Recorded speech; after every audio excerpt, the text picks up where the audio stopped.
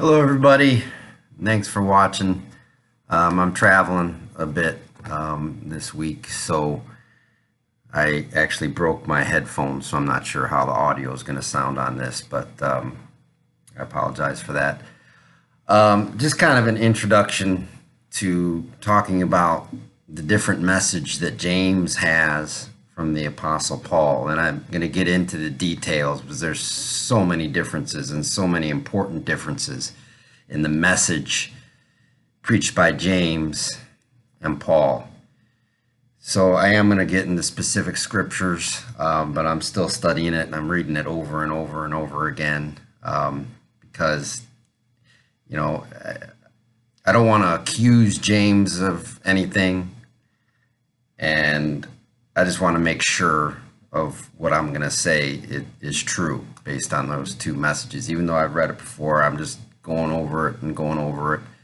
So it might take actually a few more days to come up with those scriptures, but the differences between the messages are so important that I think taking the time to really study it again is advantageous to me. And that's a help in making these videos for me, is because I study it a lot more specifically before I make the videos. So it's a learning tool for me just as much as anyone who would ever watch these videos. So I'm trying to learn myself and then be able to put it in a way that hopefully will encourage other people to explore these messages as well.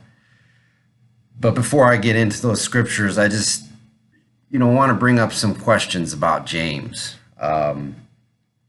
So James was the half brother of Jesus Christ when he walked this earth. So he was related and was acquainted to Jesus in the flesh.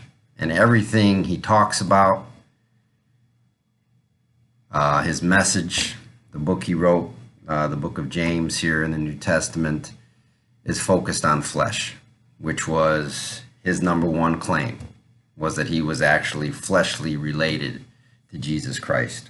When you look at Luke chapter 8 and elsewhere in Scripture, in the Gospels, Luke 8:21, where it was said Jesus was preaching and someone told him that his mother and his brothers were out and wanted to talk to him. Jesus said, "Those who listen and obey me, those are my brothers and sisters." And so even at that point, Jesus was separating the flesh more towards people who accepted him as being his brothers. And if you read John 7:5, I'm going to go there right now. John 7:5, Gospel according to John. It says, "For not even his brothers believed in him." This is talking about Jesus here. Not even his brothers, his fleshly brothers that walked with him on this earth, believed him. So James did not believe Jesus' message. There's no proof or indication anywhere in Scripture that James believed in Jesus while Jesus walked this earth. Yeah, he came to belief and was a spokesman for the gospel later after Jesus' ascension, but he did not believe in Jesus while Jesus was on earth during his ministry. He also was not chosen as one of the 12 apostles.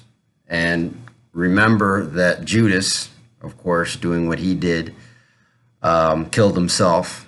And in the book of Acts, it talks about the apostles filling the gap that Judas left to get the number to 12. So they had 11 now. They wanted to get back up to 12. So they nominated, if we look at Acts, I believe it was Joseph, Acts chapter 1, verse 23. And they nominate two. This is to fill Judas's position that he left void when he hung himself. And they nominate two: Joseph, called Barsabbas, who was surnamed Justus, and Matthias, whatever his name is. So there were two that were up for the running of replacing Judas. James was not in consideration. Why is that? I don't know. That's something, you can form your own opinions on. But Matthias was chosen, and he became the 12. And Peter and John were kind of the spokes people for the circumcision gospel to start. And then when Paul went off on his missionary journeys, preached the gospel, came back, he started to deal with James. Now, where were Peter and John at that point? All of a sudden, James became the spokesman. My question is, who commissioned him to kind of take over the lead role in the church at that point? I don't know, maybe someone can give me some insight on that. But the fact of the matter, James was not one of the 12. He didn't replace Judas. And he loved the flesh, loved it. He was called James the Just afterwards because of the laws and the rules that he followed. And his message is incompatible with Paul's message. He preaches, as I'm going to get into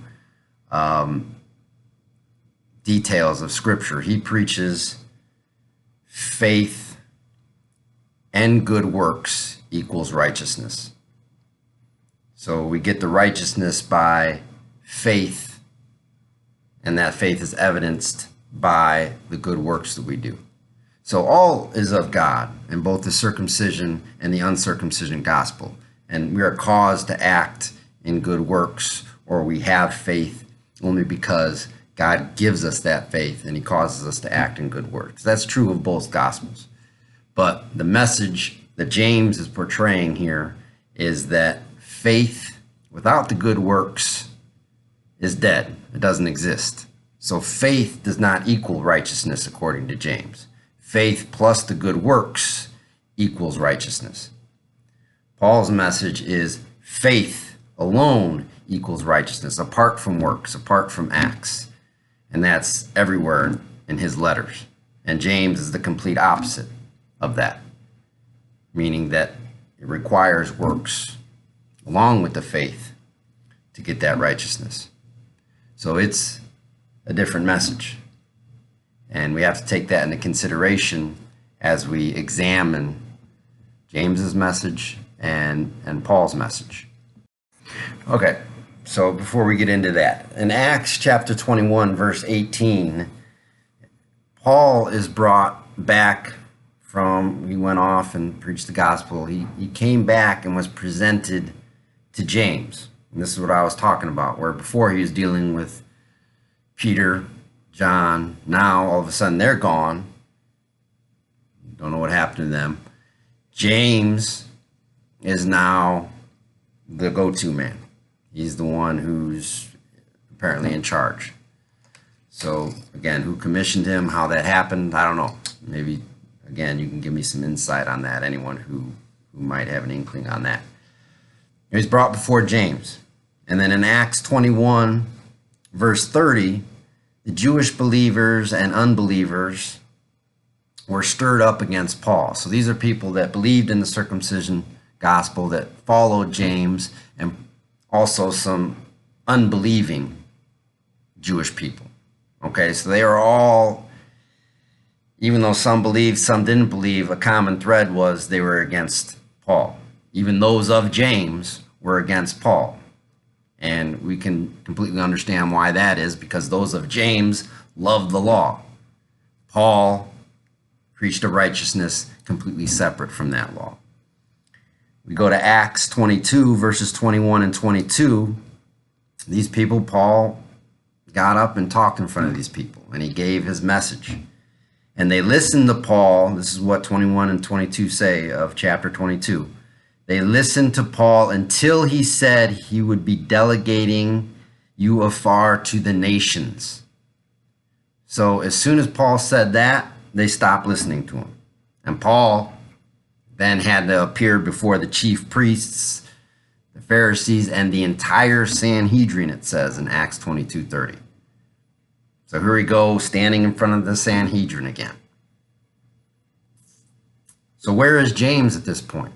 So either James was indifferent to Paul and didn't care that people were persecuting his message, or he was actually actively persecuting Paul.